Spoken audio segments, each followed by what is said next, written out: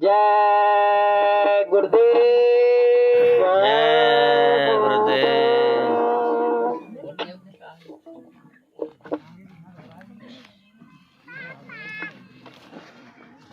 जय गुरुदेव। नाम किसका? प्रभु का। प्रभु का पावन नाम। जय गुरुदेव। मालिक का जगाया हुआ नाम। जय गुरुदेव। आपत्ति में काम आने वाला नाम। जय गुरुदेव। विपत्ति से बचाने वाला नाम। जय गुरुदेव। भाई भाई में प्रेम कराने वाला नाम। जय गुरुदेव। सीता जी प्रभु दर्शन कराने वाला नाम। जय गुरुदेव।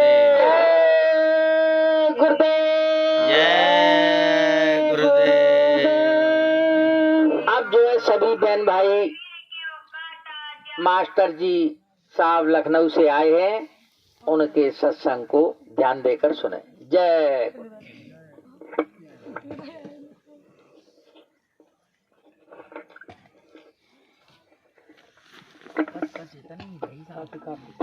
व्यवस्था है। जय गुरुदेव। जय गुरुदेव। जय गुरुदेव। जय गुरुदेव। जय गुरुदेव। नाम किसका? प्रभु का। जय गुरुदेव। नाम किसका? प्रभु का। प्रभु का पावन प्यारा नाम। जय गुरुदेव। प्रभु का पावन प्यारा नाम। जय गुरुदेव। जय गुरुदेव। जय गुरुदेव। त्वमेव माता च पिता त्वमेव, त्वमेव बन्धुश्च सखा त्वमेव, त्वमेव विद्या द्रविणं त्वमेव, त्वमेव सर्वं मम देव देव। जय गुरुदेव। मंच पर विराजमान अनामी धाम के महाप्रभु दाता दयालु गुरु महाराज, कण कण में सर्वत्र व्याप्त सभी जीवों के मसीहा अनामी धाम के महाप्रभु दाता दयालु गुरु महाराज, आपके चरण कमलों में कोट कोट नमन तथा पुनः आपके चरण कमलों में कोट कोट नमन। आज की सत्संग सभा में उपस्थित सभी भाई बहन, बुजुर्ग भाई बहन, बच्चे बच्चियां तथा जहां तक मेरी आवाज़ जाती है सभी धर्मों के मानने वाले हिंदू, मुस्लिम, सिख, ईसाई, पारसी, जैन, आप किसी धर्म को मानते हैं, आप किसी देवी देवता को मानते हैं, सभी का वंदन अभिनंदन करते हुए सादर जय गुरुदेव। जय गुरुदेव। संतों की वाणी खाली जीवों के लिए होती है, वो जाति धर्म के लिए नहीं होती।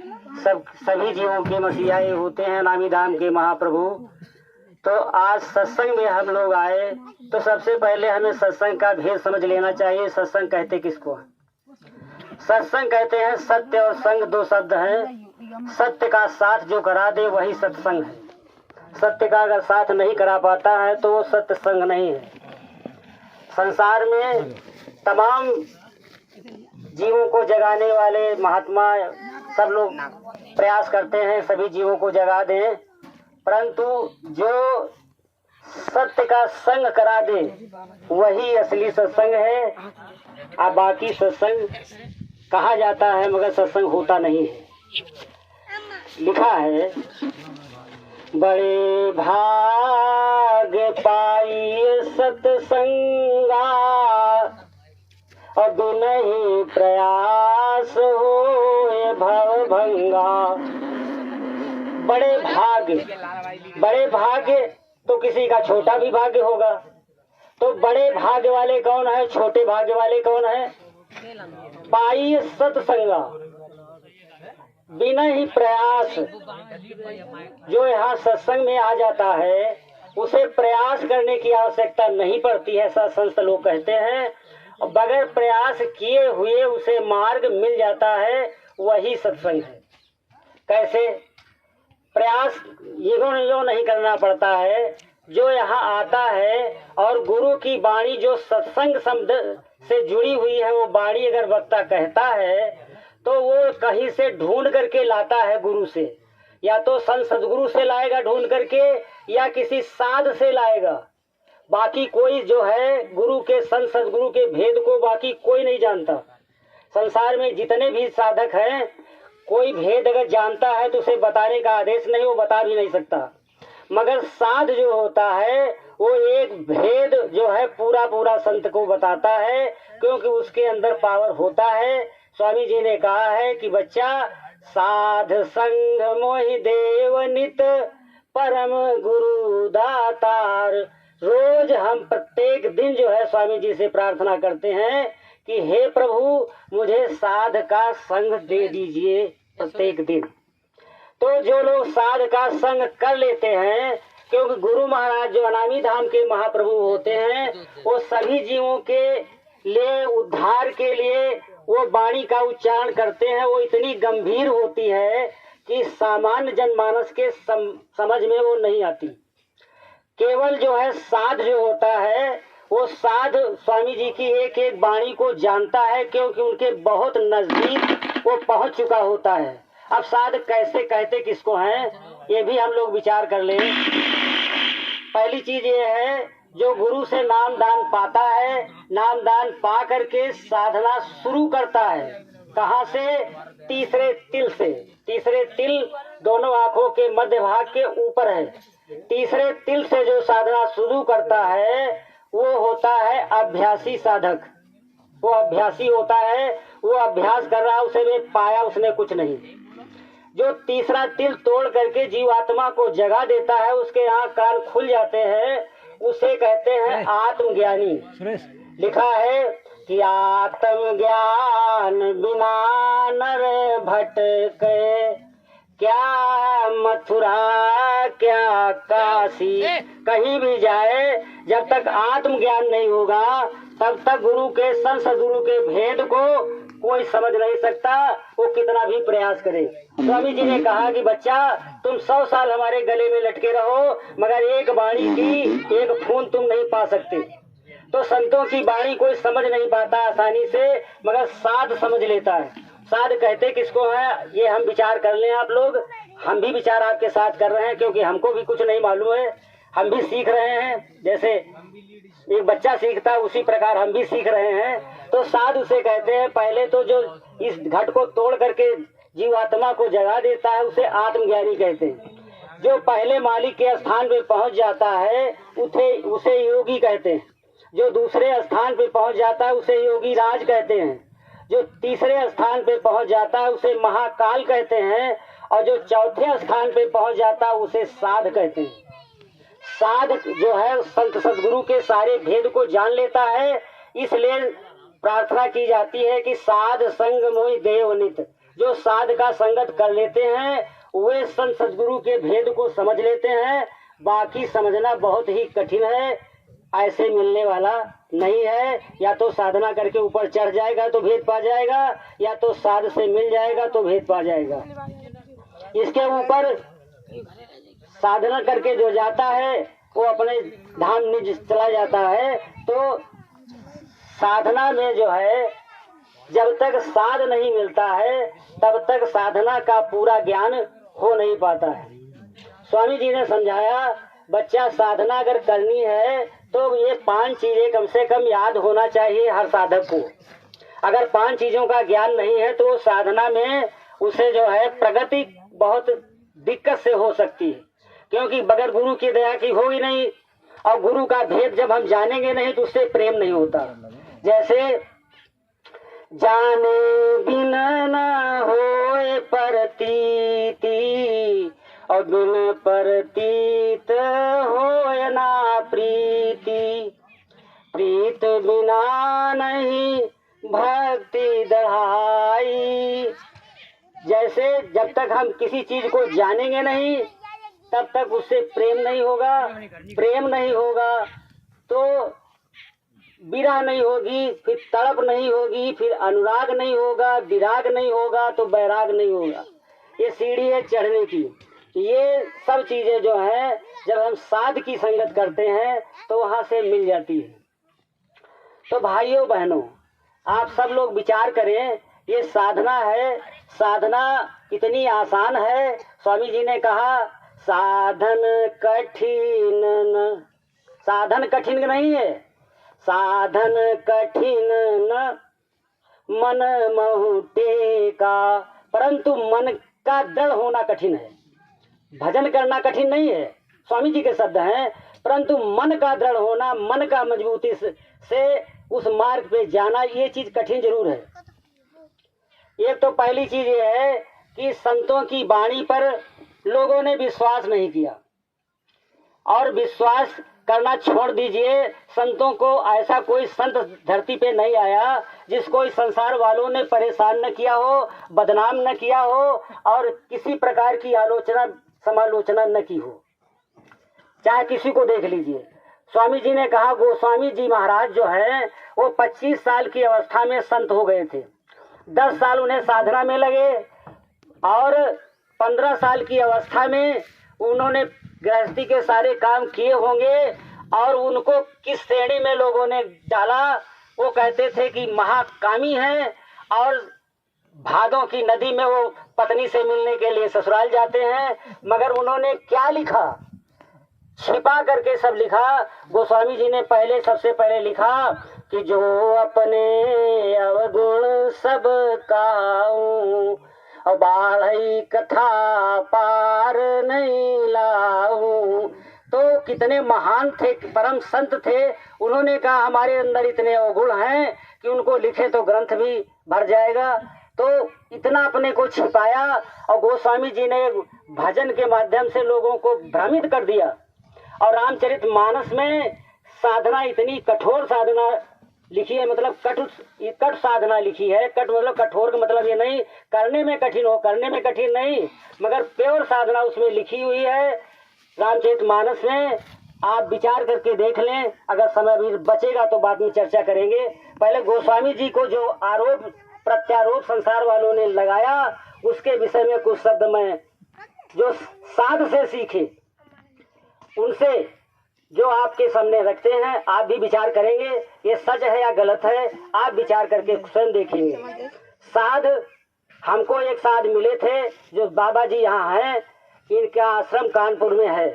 वहाँ मालिक थे, जो मुखिया थे उस आश्रम के, वो दादा सब लोग कहते थे, उनमें बड़े थे। उन्होंने साधना की। वो अंदाजा में हम लोग ये लगाते हैं कि साध गति से वो ऊपर पहुंच गए होंगे, मगर अगर वहां नहीं गए होंगे तो साध से नीचे नहीं थे। उन्होंने जो कुछ भी गोस्वामी जी ने रामचरितमानस में लिखा, एक एक शब्द की व्याख्या उन्होंने की और बताया कि स्वामी जी ने ये कहा, स्वामी जी ने ये कहा। दो चौपाइयां मैंने स्वामी जी के मुखारबिंद से सुनी, वो आपको सुनाते हैं, आप लोग विचार करेंगे। उन्होंने लिखा, स्वामी जी ने कहा, क्या कहा कि घन घमंड नभ गर्जत घोरा, और प्रियाहीन डरपत मन मोरा। फिर दूसरी क्या कहा कि दामिनी, साधक लोग दूसरे स्थान पे पहुंचे, दामिनी दम की रही घन माही, खल की प्रीत यथा थिर नाही। अब इस शब्द की व्याख्या जो स्वामी जी ने तो की नहीं, मैंने साध से जो पाई है उसके शब्द मैं कह नहीं सकता, क्योंकि साधना की चीज है, उसमें कुछ कहा तो जा नहीं सकता। आप लोग स्वयं विचार करेंगे कि स्वामी जी ने उसमें क्या कहा। फिर उन्होंने, स्वामी जी ने साफ साफ शब्दों में कहा, गोस्वामी जी का नाम लिया क्योंकि वो उनके समकक्ष थे, इसलिए उनका नाम लेकर उन्होंने कहा कि गोस्वामी जी ने रामचरितमानस में इतनी सुंदर साधना लिखी, संसार वाले एक चौपाई तो बहुत दूर की बात रही, आधी चौपाई का भी अर्थ लोग नहीं लगा पाए।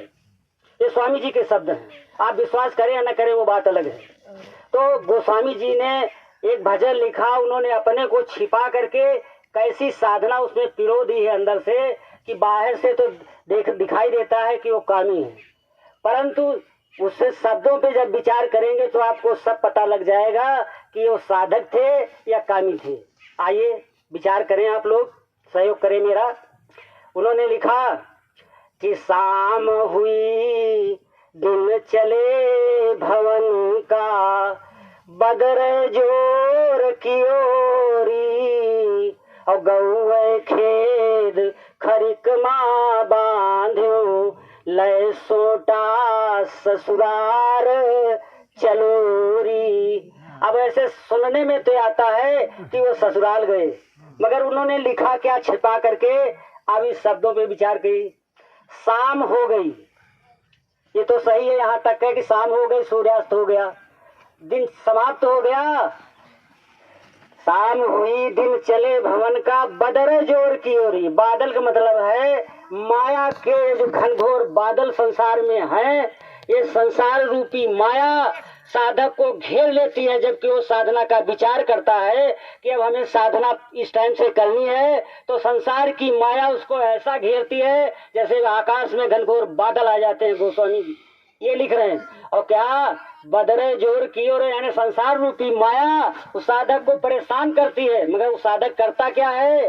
गौए खेद खरिक माँ बांधो। गो माने होता है इंद्रियों को।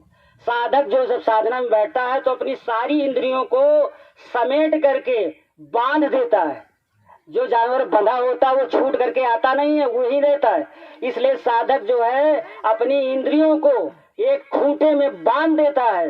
गौए खेद खरिकमा बांधो, बांध दिया साधक ने अपनी इंद्रियों को। और लय सोटा ससुरार चलोरी। सोटा क्या है? सद। जो गुरु ने नाम का दान दिया, जो शब्द ऊपर से आ रहा है, वो शब्द को पकड़ करके गोस्वामी जी ऊपर चले। अब ससुराल क्यों कहा गया? जीव आत्मा नामी धाम से आई, और मन जो है ये हमारा जो है पहले स्थान से आया, इसलिए इसके लिए वो दूसरे स्थान की है, और जीव आत्मा के लिए मन दूसरे स्थान का है। इसलिए ससुराल उन्होंने लिखा। रामचरितमानस में जो पात्र लिखे हैं वो समय मिलेगा तो बताएंगे, आप पहले इसको हम लोग विचार कर लें। तो ससुराल चले लिया साधना करने के लिए। ये दोनों माखों के मध्य भाग से जो तीसरे तिल को तोड़ करके ऊपर जाता है, इस मार्ग के लिए वो चले। दूसरी कड़ी ये कहती है कि भादो नदिया अगम बहत है, मुर्दा जात बहोरी। भादो नदिया यानी से संसार रूपी भवसागर जो है, ये भादो नदी की तरह विकराल रूप से बह रहा है। और इसमें जो मुर्दा है, जिन्होंने संसद गुरु के भेद को नहीं पाया, जीवात्मा को नहीं समझा, परमात्मा को नहीं समझा, नाम का भेद नहीं समझा, संसद गुरु को नहीं समझ पाए, वो इस नदी में संसार रूपी भवसागर में बहे जा रहे मुर्दे की तरह।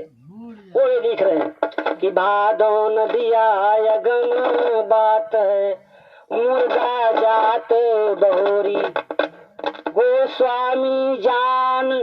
गोस्वामी जी जान रहे हैं, अनजान नहीं है कि ये संसार रूपी भवसागर में जो बह रहे हैं उनको किसी प्रकार का आत्मज्ञान नहीं है। वो जान रहे हैं, मगर पार किससे हुए? स्वामी जान तो लिया। आगे बताते हैं काठ की नैया, काठ की नाव। काठ की नाव क्या है? शब्द को पकड़ करके ये भादो रूपी नदी को उन्होंने, संसार रूपी नदी को पार करके ऊपर चढ़ना शुरू किया। भादो नदिया अगम बहत है, ये मुर्दा जात बहोरी। स्वामी जानकार है वो, क्योंकि आत्मज्ञान उनको हो चुका है। काठ की नैया, शब्द को पकड़ा, और काठ की नैया ताको पकड़े स्वामी पार भयोरी। सागर को, इस संसार रूपी भव सागर को उन्होंने पार कर लिया। तीसरी कड़ी क्या कहती है? बड़ी मजेदार है। संसार वाले कितना झूठ आरोप लगाते हैं गोस्वामी जी पे। क्या कहते हैं कि महल के आस पास स्वामी घूमे, मोहरा नाही मिलोरी। स्वामी जी लिख रहे हैं क्या? ये तीसरे तिल का रास्ता, पहले साधक इसके आसपास मन बुद्धि चित्त को रोक करके इसके आसपास लगाता है, मगर मोहरा नहीं मिलता है, तीसरा तिल पकड़े नहीं आता है। वो चीज लिख रहे हैं कि मोहरा नाही मिलोरी, वो तीसरा तिल पकड़े नहीं आ रहा। और क्या कहा? फिर महल के ऊपर सर्प टंगा है, ताको पकड़ी स्वामी महल चढ़ोरी। अब सर्प बता रहे हैं कि सर्प टंगा है, और उस सर्प को पकड़ करके वो चढ़ गए। क्या वो इतने अनजान थे? क्या सर्प को पकड़ करके कोई महल के ऊपर चढ़ सकता है? अरे वो मुर्दा भी अगर सर्प मार करके टांग दिया जाए तो भी आदमी जो उसमें लटकेगा तो टूट जाएगा। और फिर वो जिंदा है, जिंदा सर्प ऊपर से लटक रहा है और उसको पकड़ करके महल के ऊपर चढ़ गए। ये क्या है? संसार वाले कैसा बेवकूफ बना रहे हैं संसार वालों को कि परंतु वो जो सर्प लटका है वो है क्या? स्वामी जी ने कहा बच्चा वो नाम जो बताया है शब्द, नाम ही शब्द है, गुरु ही शब्द है, इसमें कोई अंतर नहीं है। तो वो ऊपर से आ रहा है, उसको पकड़ करके गोस्वामी जी इन मंडलों पर चढ़ गए। वो ये लिख रहे हैं। फिर आखिरी बात उन्होंने लिखी, जब वो संसार वाले कहते हैं जब अपनी पत्नी के पास पहुंचे तो वहां पे शब्द सवाल क्या होता है? यहाँ पर मन हमारा जो है पति है और जीवात्मा पत्नी है। मन जब इस तीसरे तिल को फाड़ करके जीवात्मा के पास पहुंच जाता है तो जीवात्मा जग जाती है, उसके आंख कान नाक तीनों खुल जाते हैं। वो मन को देख करके बड़ी प्रसन्न होती क्योंकि वो जग जाती है। उस समय उस जीवात्मा को अपने गोस्वामी स्वामी जी के दर्शन हो जाते हैं तो वो प्रसन्न होती है और क्या कहती है कि जितना प्रेम कियो पिय मोसो। हे स्वामी, जितना प्रेम आपने हमसे किया था और हमारे पास आ गए, इतना प्रेम कियो पिय मोसो, हरिसो क्यों न कियो री, चले जाओ बैकुंठ धाम को, जहाँ ठाकुर दरबार लगोरी। जीवात्मा कहती है मन तुम हमसे प्रेम करके यहाँ आ गए, अब आओ हम दोनों लोग जो है अपने गुरु महाराज से प्रेम कर लें और अपने धाम भाग चलें। ये गोस्वामी जी ने लिखा और संसार वालों ने क्या अर्थ लगा लिया, ये अलग की बात है। इसी प्रकार रामचरितमानस के संबंध में स्वामी जी ने कहा कि आधी चौपाई का अर्थ संसार वाले नहीं लगा पाए। बात सच भी है, विचार करने की है। जो संत कहते हैं वो कट सत्य होती है।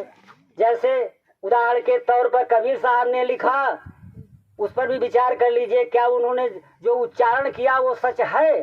कभी नहीं हो सकता वो सच। उन्होंने लिखा, पाप करे से सुख मिले, पाप करे ते हरि मिले, पाप करे ते हरि मिले, पाप करे सुख चैन, और पाप करे मुक्ति मिले, पाप करो दिन रैन। क्या ये सच है? पाप करना चाहिए? कुछ भेद है इसमें। इसी प्रकार गोस्वामी जी के जो पीछे शब्द हुए उसमें भी भेद था और इसमें भी भेद है। भेद को जब तक हम नहीं समझेंगे तब तक हम उल्टा अर्थ लगाएंगे और अर्थ का अनर्थ कर लेंगे। तो भेद इसमें क्या है? बहुत आसान है, मगर जब साध समझाता है तभी समझ में आता है, ऐसे भेद समझ में नहीं आता। तो गुरु महाराज की दया थी, हमको साध मिल गए थे। उनकी दया से, गुरु महाराज की दया से साध के पास गए और साध की दया से ये शब्द आपके पास रख रहे हैं। गलत है या सही है आप विचार करेंगे, मैं तो अज्ञानी आदमी, मैं क्या समझ पाऊंगा। तो पाप करे, इसको पहले पा को अलग कर दीजिए। पा में बड़ा की मात्रा, पा माने पैर, और पकड़े माने पकड़ने से। पैर पकड़ने से किसके पकड़ेंगे? ये संत सदगुरु जो बैठे हैं, संत सदगुरु के पैर पकड़ लीजिए। अगर साधना नहीं बनती है तो भी कोई बात नहीं। स्वामी जी कहते हैं बच्चा भजन नहीं कर पाते तो रो तो सकते हो, अरे इनके चरणों में बैठ करके रो तो सकते हो। इन्होंने कहा बच्चा तुम जो है जो कुछ कहना है हमसे कहो, तो कहो। तुम आते हो संसार की दौलत मांगते हो, कभी ये नहीं कहते प्रभु हमारा भजन बन जाए। कोई मांगता है? किसी ने नहीं मांगा। तो गोस्वामी जी इस प्रकार रामचरितमानस में अपनी साधना को, संत मत की साधना को ऐसा पिरो दिया है। मगर स्वामी जी ने कहा है आधी चौपाई का अर्थ संसार वाले नहीं लगा पाएंगे। तो क्या है? आइए देखिए, विचार करिए। केवट संवाद आपको सबको पता है।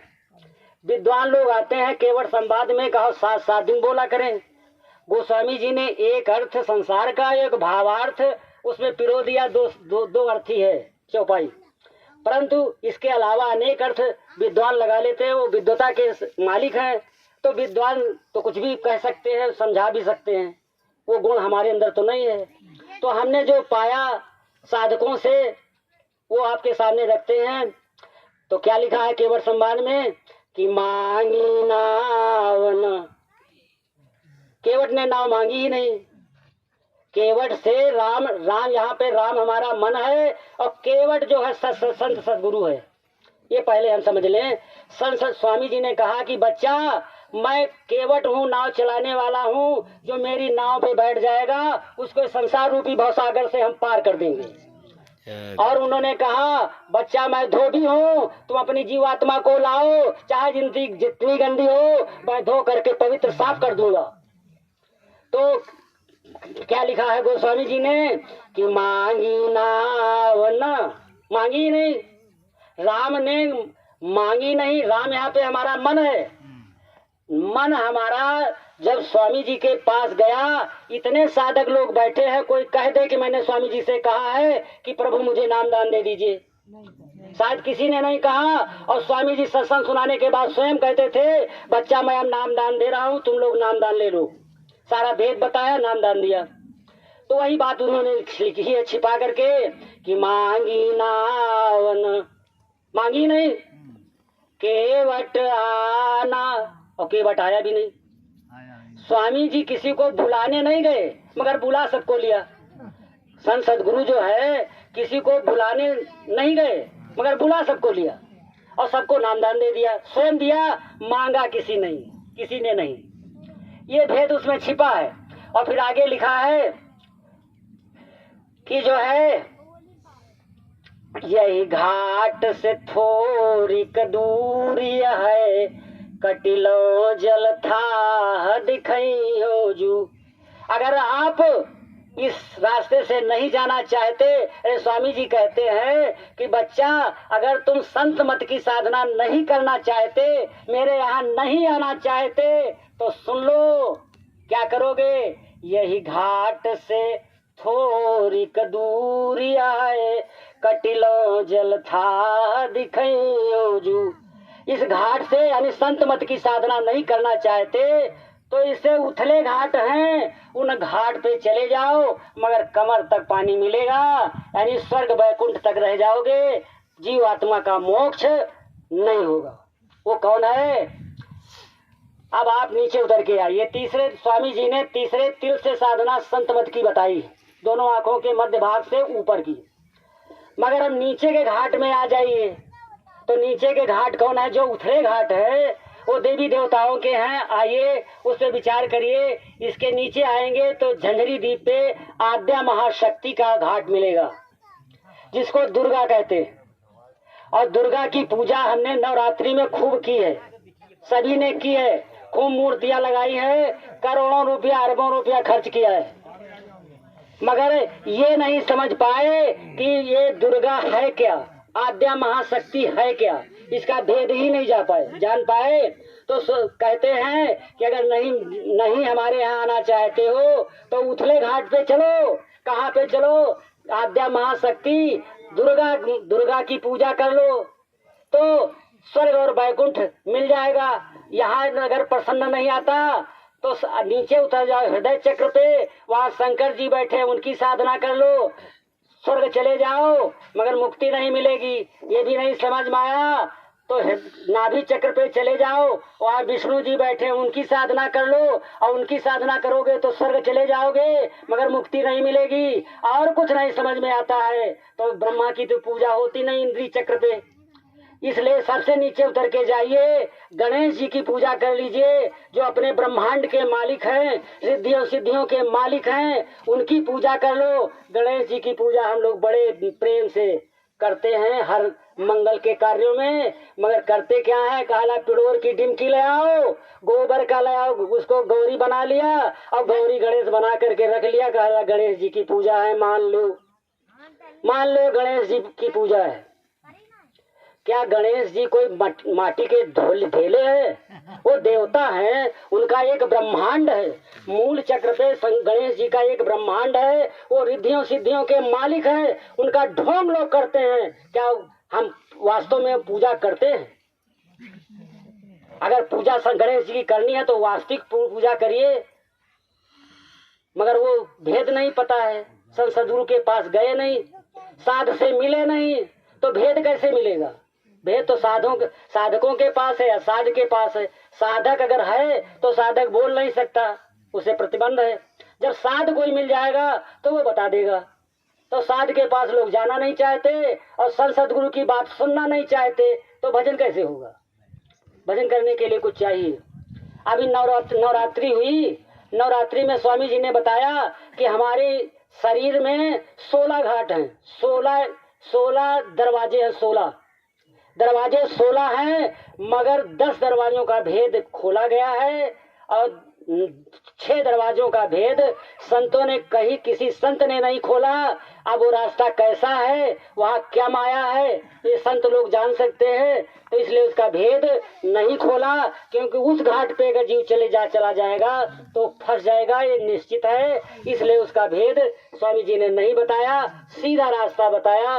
कबीर साहब ने कहा, स्वामी जी ने कहा कि बच्चा सीधी डामर रोड लगी है, इधर उधर भागने की जरूरत नहीं है, दाएं बाएं सीधे चले जाओ, रास्ता मिल जाएगा। और हमने किया क्या? दुर्गा की पूजा। 9 दरवाजे ये जो है 9, स्वामी जी ने कहा कि 9 दिन जो है 6 महीने में 9 दिन नींबू पानी पी करके रहो, तो एक एक दरवाजे का देवता तुमसे खुश हो जाएगा और वो उपद्रव करना छोड़ देगा। हर 6 महीने के बाद नवरात्रि आती है, मगर वो तो हमने किया नहीं। फंसे कहाँ?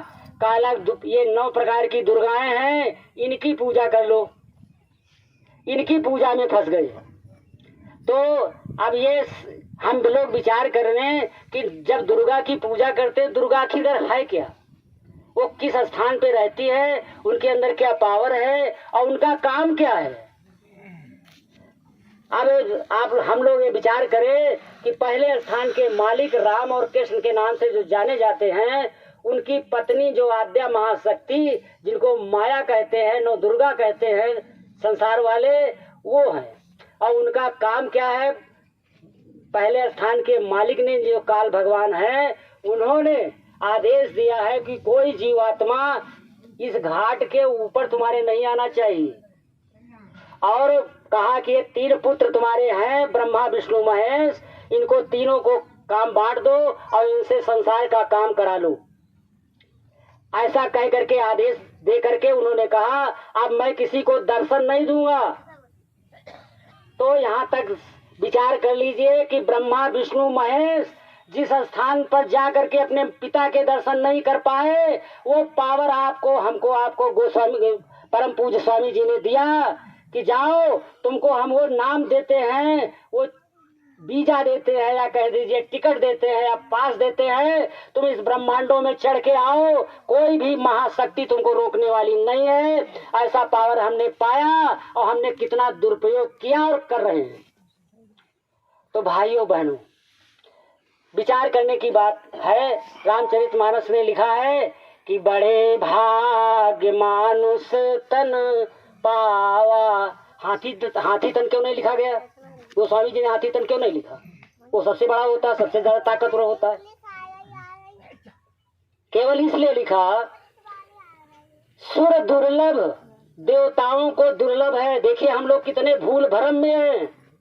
सुर दुर्लभ सद ग्रंथन गावा। ये मानव शरीर को, ये देवी देवता जिनकी हम पूजा करते हैं, ये चाहते हैं कि मानव शरीर मिल जाए और संत सदगुरु से मिल करके हम अपनी जीवात्मा को इसके धाम पहुंचा दें, जो दोबारा इस संसार में उसका जन्म न हो, मुक्ति मिल जाए। देवता इसी संसार में फंसे हैं, वो कहीं अपना लोक छोड़ करके आगे नहीं जा सकते। कबीर साहब ने तो कटवाणी में लिखा कि भूत पूजना छोड़ दो, नहीं भूत बनोगे भाई। गौर करिए, कबीर साहब के शब्द है, मैं नहीं कह रहा हूँ। भूत पूजना छोड़ दो, नहीं भूत बनोगे भाई। भूत क्या है? ये देवी देवता किसी पहले मानव शरीर में थे। ये 5 तत्व के मसाले से जो शरीर बना, इस शरीर में जितने देवी देवता हैं सभी शरीर में आए, उन्होंने पुण्य का काम किया और स्वर्ग में आज हैं, परंतु हैं तो भूत ही। भूत प्रेत, प्रेत योनि उन्होंने नहीं कहा, प्रेत तो अलग चीज है। भूत कहा है कि भूत पूजना छोड़ दो, नहीं भूत बनोगे भाई। देवी देवताओं की पूजा करोगे तो स्वर्ग के आगे नहीं जा सकते। देवताओं में इतना पावर है कि आपको संसार की दौलत दे सकते, मगर मुक्ति नहीं दे सकते जीवात्मा को। जीवात्मा को एक तिनका नहीं दे सकते। देवी देवताओं के अंदर खुद इतना पावर नहीं है कि वो मुक्ति अपनी कर सके। जब अपनी मुक्ति नहीं कर सकते तो दूसरे की मुक्ति क्या करेंगे? इसलिए कहा गया है मुक्ता मिले सो मुक्ति होए। कोई मुक्त जो होगा, जो संत सदगुरु अपने जीवात्मा को मुक्त कर चुका हो, ऐसा कोई अगर मिल जाएगा तो तुम्हारी जीवात्मा को मुक्त कर देगा, बाकी किसी के बस का नहीं। तो हम अभी दुर्गा की पूजा में फंसे हैं, देवी देवताओं की पूजा में फंसे हैं, और संत सदगुरु ने समझाया उसको मानते ही नहीं।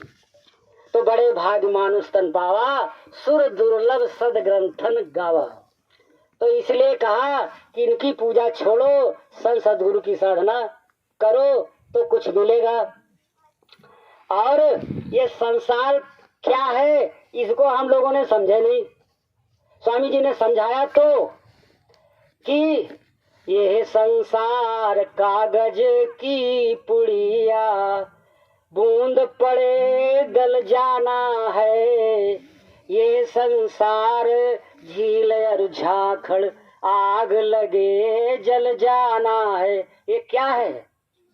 अरे खारिज मसाला है।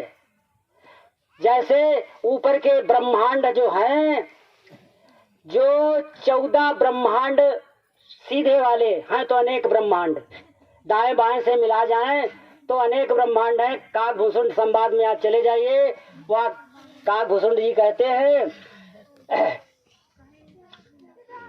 प्रविश उदर मांझ सुनवंडज राया, और देखूं बहु ब्रह्मांड निकाया। वो स्वामी जी ने कितने छिपा दिया अपनी चीज को कि उधर पेट में देखा। काकभूषण जी कहते हैं कि मैं पेट में देख रहा हूँ भगवान के, मगर पेट में नहीं। हमारे गुरु महाराज के शब्द हैं, उन्होंने कहा बच्चा उधर नहीं उधर, उधर नहीं है, पेट नहीं है, दोनों तीसरे तिल के उधर, ऊपर चले जाओ। उधर मान, स्वामी जी के शब्द हैं, उधर मान सुनंदज राया, और देखूं बहु ब्रह्मांड निकाया। बहुत से ब्रह्मांड है ऊपर, कितने हैं ये तो या साध जान सकता है, या सदगुरु जान सकते हैं, या जो साधना में चढ़ रहा है वो थोड़ा बहुत जान सकता है, अभ्यासी को तो पता नहीं। तो भाइयों बहनों, इस प्रकार हम कहाँ फंसे हुए हैं। ये ऊपर के ब्रह्मांड जो बने, जब कुछ नहीं था तब शब्द था, यानी तब संत सदगुरु थे। और पहले अनामी धाम बना, उसके उस मसाले से बचा जो नीचे वाला, उससे बचा नीचे, उससे बचा नीचे, उससे बचा नीचे। इस प्रकार 14 चक्रों की रचना से जो बचा खारिज मसाला, उससे त्रिलोकी नाथ ने इसकी रचना की।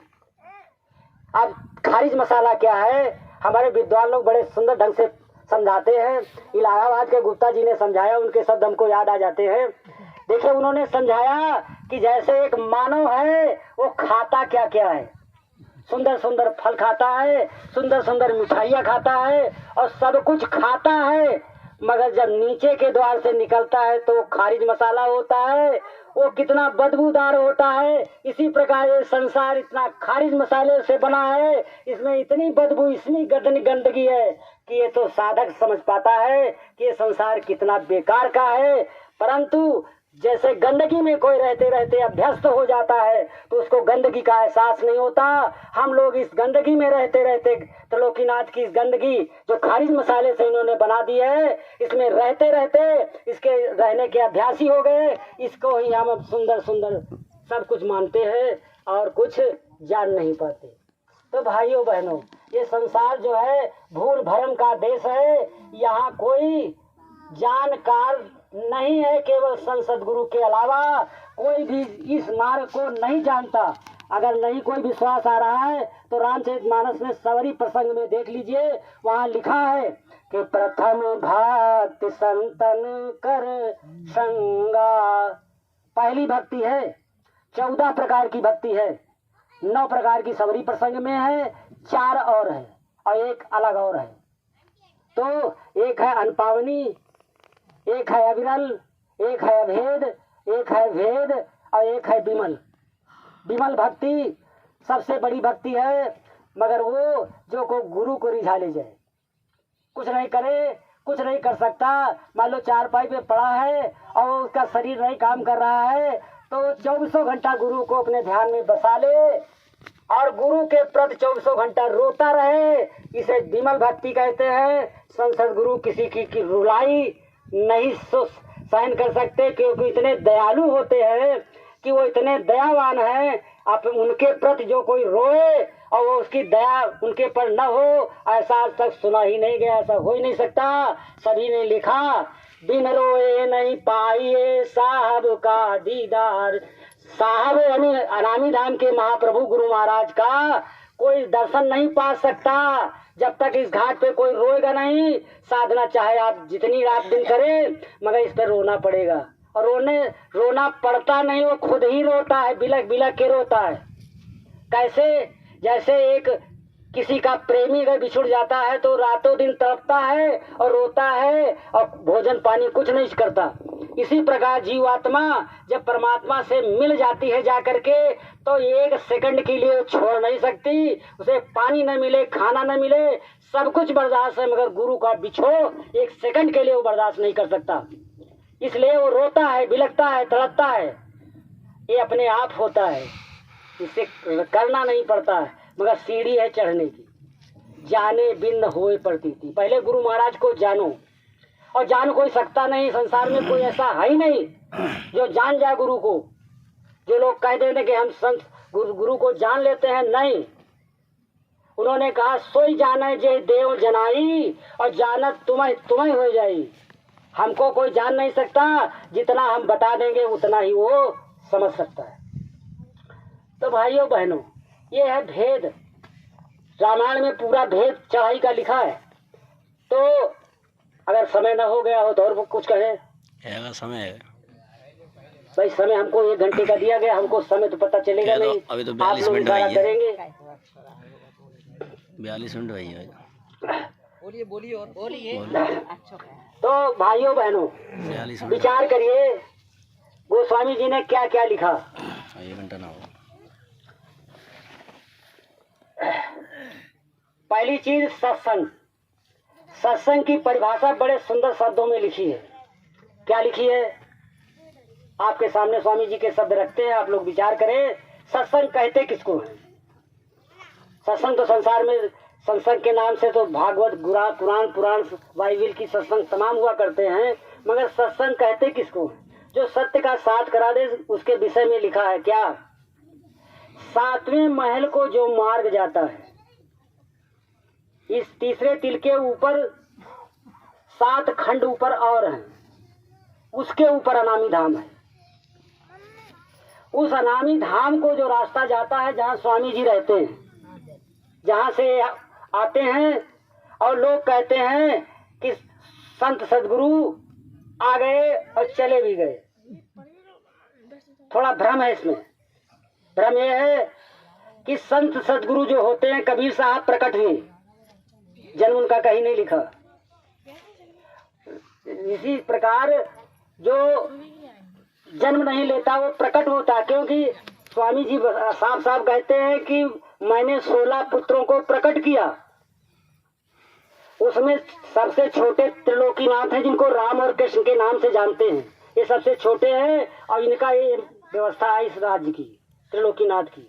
और इन्होंने साफ साफ कहा है भगवान राम आए वो किसी को लेकर के नहीं गए। उनसे लक्ष्मण ने भी कहा था कि हमको लेकर के चलो, कहा नहीं किसी को नहीं ले जाऊंगा। उन्होंने साफ साफ कहा, कृष्ण ने भी कहा, उद्धव कहा हमको ले चलो, कहा नहीं मेरा ये काम ही नहीं। तो कहा तुम्हारा काम क्या है? तो उन्होंने कहा काल रूप तिन कर मैं भ्राता, त्रिलोकीनाथ जो राम और कृष्ण है उनका मैं अंश होकर के संसार में प्रकट हुआ हूँ, जन्म नहीं लिया है। रामचरितमानस कहती है भय प्रकट कृपाला दीन दयाला कौशल्या हितकारी, प्रकट हुए। इसी प्रकार गुरु महाराज हमारे प्रकट हुए, ये किसी माँ के पेट से नहीं आए जो लोग कहते हैं वो भ्रम में। जय गुरुदेव। क्यों? संत सदगुरु प्रकट होते हैं। इन्होंने जो लोग कहते हैं खतौरा में उनकी जन्मभूमि है, साधक लोग कोई भी साधक ये नहीं कहता है कि स्वामी जी ने अपने मुखार बिंद से कहा कि स्वामी जी की जन्मभूमि खतौरा है, यहाँ पैदा हुए थे। अगर इसका भेद, चलो इसी का भेद बताते हैं जो हमने अपने साध से सीखा। स्वामी जी के शब्दों में जो स्वामी जी बताते थे वो हमारे साध लोग जानते थे और उन्होंने बताया है। क्या बताया है आपके सामने रखते, आप लोग विचार कर लें क्या सच है क्या गलत है। खतौरा, खतौरा या खतौरा शब्द बताता है खेती का काम। खतौरा में खेती होती है, किसान लोग, किसानों की खेती जमीन पे होती है और साधक की खेती तीसरे तिल पे होती है। तीसरे तिल की खेती जो है खतौरा है। कैसे? कबीर साहब ने लिखा, अरे कोई खेतिया में मन लावे, इस खेती में कोई मन तो लगाए। वो मन कैसे लगेगा जब तक संत सदगुरु का भेद नहीं मिलेगा। इसका यहाँ पे मन कहाँ रुकेगा? मन इतना चंडाल है। स्वामी जी ने कहा बड़ा बैरी है मन घट में, इसी को जीतना कठिना। और क्या बताया? जो मन को जीत लेगा वो हनुमान हो जाएगा। हनुमान मन को जीतने वाला ही हनुमान है। और ये जो वो श्वास जो आ जा रही है यही पवन सुत है। जब तक श्वास शरीर में आ जाती है, आ जा रही, तब तक इस शरीर का महत्व है, बाकी कुछ नहीं। जीवात्मा छोड़ देगी, ये कुछ नहीं, धराशायी हो जाएगा। तो वही जब ये आप पवन सुत हो जाएंगे, हनुमान मन को जीत लेंगे, तो क्या होगा? सुमेरी पवन सुत पावन नामू। जब ये पवन सुत जो श्वास आ जा रही है ये गुरु महाराज के नाम को समझ लेगी तो सुमेरी पवन सुत पावन नामू, और अपने बस करी राखे रामू। पहले स्थान को, मालिक को तुरंत बस में कर लेगा मन हमारा, वहां पहुंच जाएगा जीवात्मा को जगा करके। तो भाइयों बहनों विचार करिए, एक खतौरा है, साधक की खेती यहाँ होती है। कैसे? ज्ञान कुदार ले बंजर गोड़े, कितने जन्मों से पीछे से कचरा इसमें भरा हुआ है। तो ज्ञान का है, गुरु का नाम दान जो मिला वही ज्ञान है। ज्ञान कुदार ले बंजर गोड़े, दूब बचन ना पावे। जो पीछे से बंजर है जमीन, ये बचनी नहीं चाहिए, खोद डालो। और सुरति सिरावनी नए कर फेरे, सूरज जीवात्मा जो है नए कर फेरे। जो खेती जो सिरावन देता है, बार बार पाटा घुमाता है, ऐसे साधक कोई सघाट पे बार बार साधना करनी पड़ेगी, यही खेती है उसकी। तो सुरति सिरावन नए कर फेरे, ढेला रहा न पावे। अरे कोई खेतिया में मन लावे। खेती करो तो आगे क्या कहा? मनसा खुरपनी खेत निरावे। मन रूपी खुरपी लेकर के इस खेत की निराई करिए। और क्या? दूब बचन ना पावे। और क्या करना है? कोस 25 एक बथुआ नीचे जड़ से खोद बहावे, अरे कोई खेतिया में मन लावे। 25 कोस क्या है? 25 कोस ये है, ये 5 विषय और इनकी 25-25 अंतर्वृत्तियां, ये है 5-25-30। स्वामी जी ने कहा 5-25 3 33, 3 के रंग तुलाई। अरे 3 के रंग में तुलिए तो साधना बने ना, ये हो नहीं सकता। तो ये 25 कैसे मरेंगे? 25-5-30 कैसे मरेंगे? स्वामी जी ने भेद बता दिया, मगर हम उनकी बात को समझा नहीं और साध से मिले नहीं। क्या उन्होंने कहा? गुरु ने हमें दीनी नाम जड़ी। हम गाते तो हैं मगर अर्थ क्या है नहीं समझते। क्या लिखा? गुरु ने हमें दीनी नाम जड़ी, तो उससे क्या होगा? 5 नाग, नाग क्या है? विषय। तो आँख कान नाक जीभ त्वचा, ये विषय। 5 नाग 25 नागिन, जो 25 इनकी एक एक की 5-5 सहेलियां हैं, ये 25। 5 नाग 25 नागिन, सूंघत तुरत मरी। गुरु ने हमें दीनी नाम जड़ी। नाम में इतना पावर है, मगर हम करें तब तो। संतों की बात माने तो। किसी ने मानी होती तो आज दुर्दशा न होती। अगर हमारी दुर्दशा हो रही, इसके जिम्मेदार हम ही हैं। तो भाइयों बहनों, खेती की बात हो रही थी। तो मनसा खुरपिनी खेत निरावे, दूब बचन ना पावे। कोस 25 एक बथुआ नीचे जड़ से खोद बहावे, अरे कोई खेतिया में मन लावे। करो तो खेती। आगे क्या कहा? काम क्रोध 2 बैल बने हैं, खेतिया चरण को आवे। काम क्रोध, ये जो साधना यहाँ पे करेंगे हम आप, ये चल डालेंगे, सूख जाओगे। रख दिला थोड़ा दिला। तो 5 को काम क्रोध 2 बैल बने हैं, खेतिया चरण को आवे। इसलिए कहा होशियार रहिए। क्या? सुरति लकुटिया लय फटकारो, भागे राह न पावे। अरे कोई खेतिया में मन लावे। खेती करो तो बस। सूरत में वो पावर है, सूरत के अंदर 16 सूर्यों का प्रकाश है।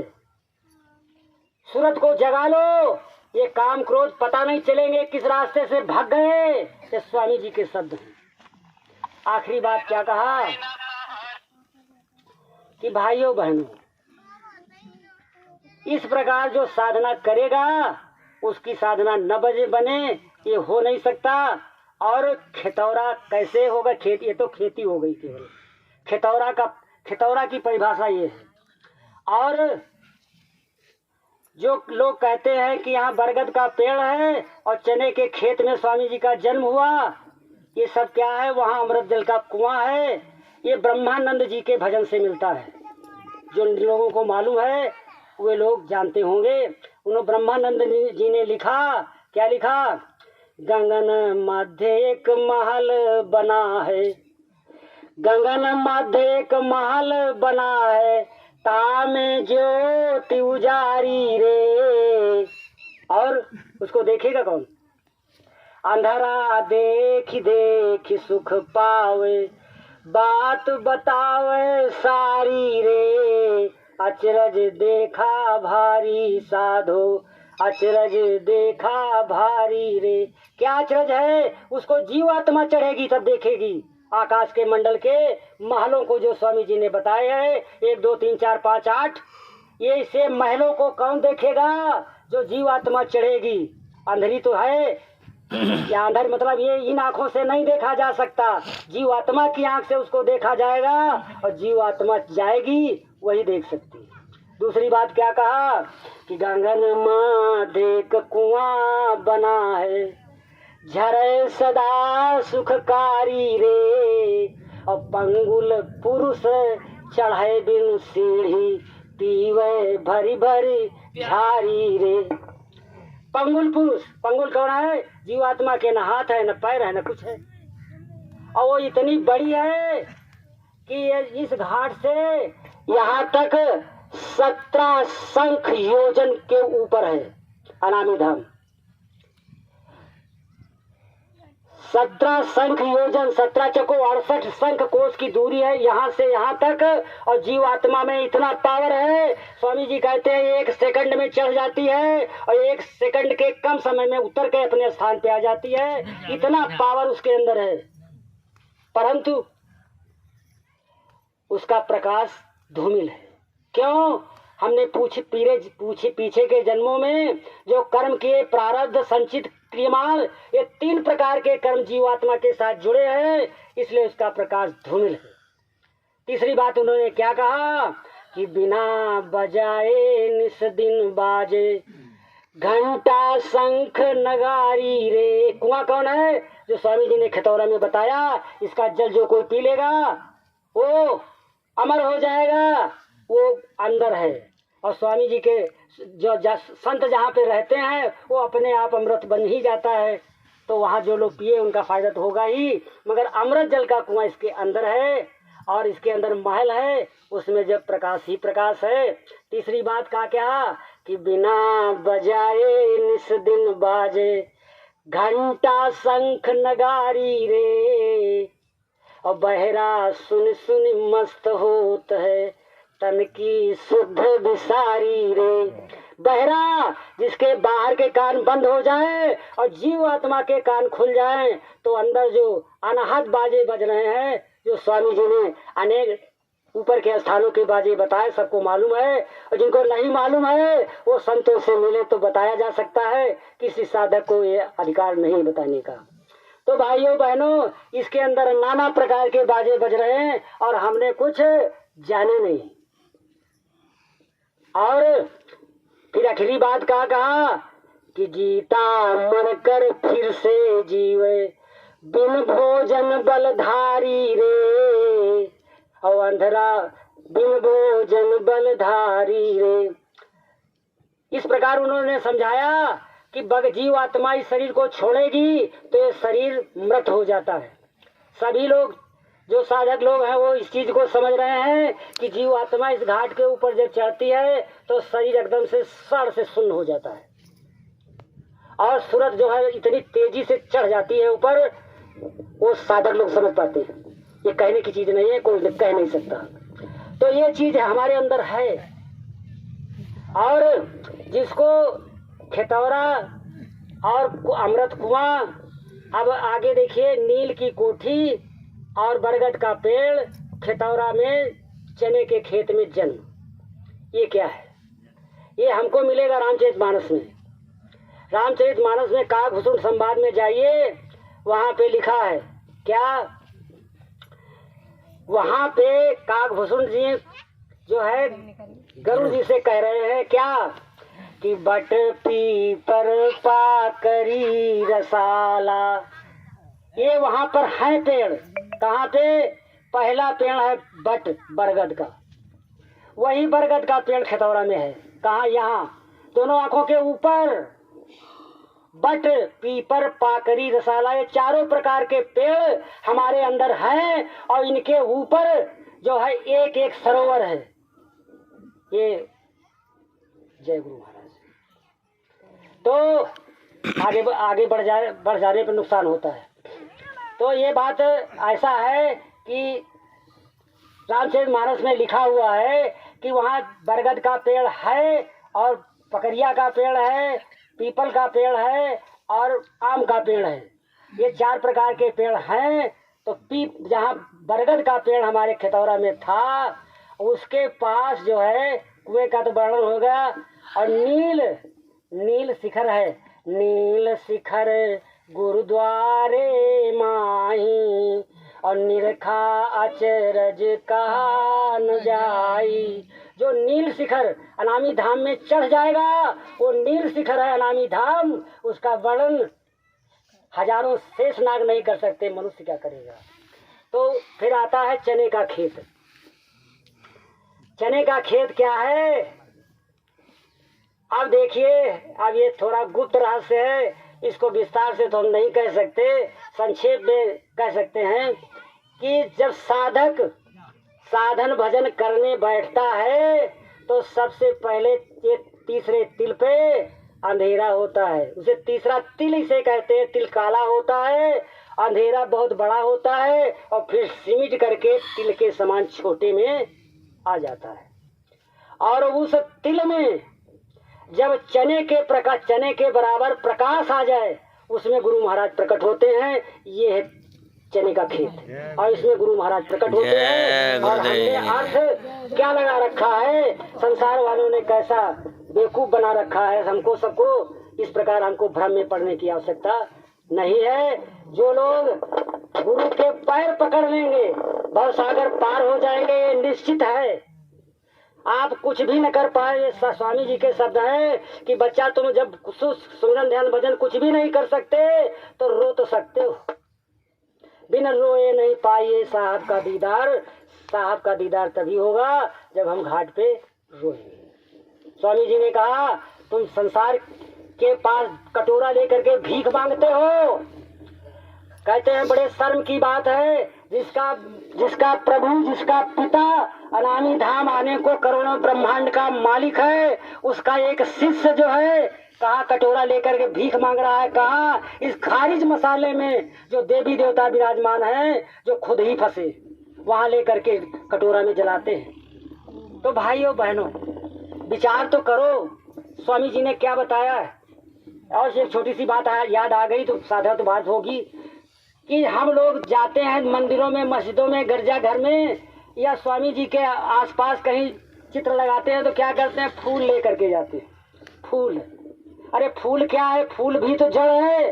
वो गेंदा हो, चाहे गुलाब हो, चाहे जामुन हो, चाहे जिसका फूल हो, तो जड़ है, वो तो खुद ही नरक में है। और उसका फूल स्वामी जी को चढ़ाएंगे। लिखा क्या, सुमन लिखा है, सुमन। गोस्वामी जी रामचरितमानस में लिखते हैं कि सुमन बाटिका सुंदर बागा, और मणि सोपान देखी मन लागा। चलो तो वहाँ, कहाँ, जहाँ स्वामी जी बुला रहे हैं। अब समझिए इसको आप लोग, हम तो जान नहीं पाते क्या लिखा है। सुमन बाटिका, सुमन, जब हमारा मन सुमन हो जाएगा, आप किसी देवता को मानते हो, किसी मजहब को मानते हो, मगर जब आपका मन साफ हो जाएगा तब जो है देवता का आपका पर खुश हो जाएगा। कि दुर्गा की पूजा करते हैं, दुर्गा की पूजा करिए मगर सुंदर मन लेकर के जाइए। फूल कुंडलों चढ़ा देगे कोई फायदा नहीं होगा। जब सुंदर मन लेकर के जाओगी तो देवी भी खुश हो जाएगा, देवता भी खुश हो जाएगा। उसके अंदर पावर है, संसार की वस्तु दे देगा, मगर जीव आत्मा को मोक्ष नहीं दे सकता कि वो खुद ही मुक्त नहीं। जब वो अगर खुश हो जाए तो स्वामी जी कहते हैं उससे मांग लो कि हमें मुक्ति दे दो, तो वो मुक्ति दे नहीं सकता मगर मार्ग बता देगा। कृष्ण भगवान अर्जुन को मार्ग बताया था, उद्धव को मार्ग बताया था कि जाओ संत को मिल करके भजन करो जा करके, तब हमारे धाम आओगे। तो इस प्रकार सुमन, सुमन बाटिका, जब हमारा मन सुंदर हो जाएगा तो अशोक वाटिका, जहाँ सीता रहती है, जीवात्मा जहाँ इसके तीसरे तिल के ऊपर रहती है, उस वाटिका, वो अशोक वाटिका है। वहाँ शोक नहीं है, उस वाटिका में शोक नहीं, अशोक है। शोक। तो सुमन वाटिका, जब हमारा मन सुमन हो जाएगा तो अशोक वाटिका जहाँ सीता है, जीवात्मा है, वहाँ पहुँच जाएगा जब सुमन हो जाएगा यहाँ तक। तो फिर आगे क्या होगा, सुंदर बाग, आगे सुंदर पे बाग है जहाँ कहते हैं हनुमान ने फल खाया है। हनुमान तो हमारा मन है, हमारा मन वहाँ चढ़ के जाता है, वहाँ जो अलौकिक छटा है उसका आनंद लेता है।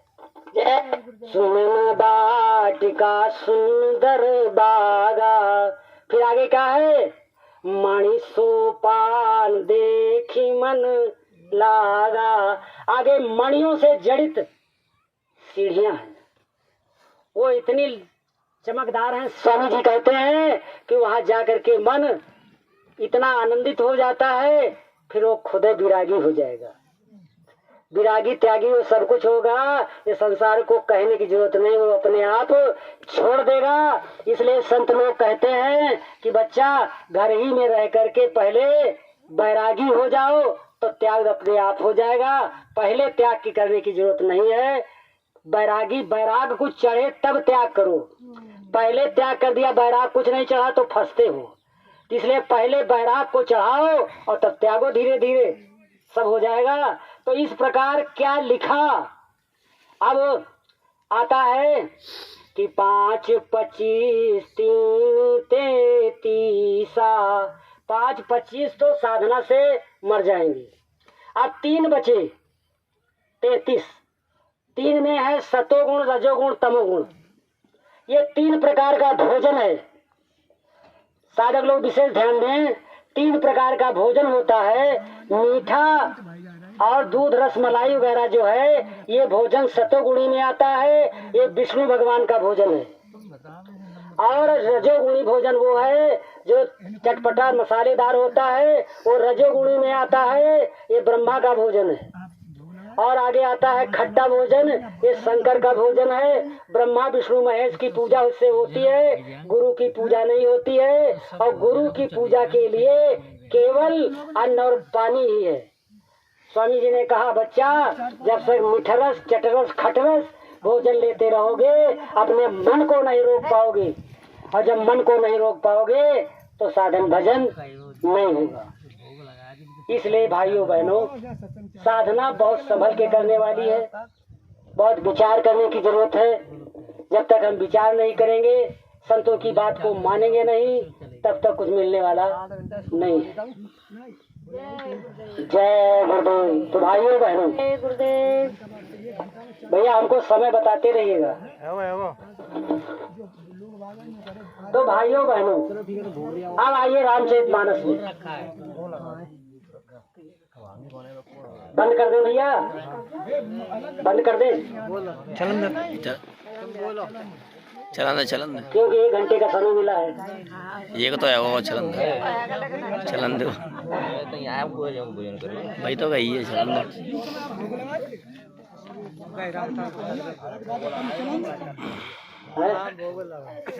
बंद कर दे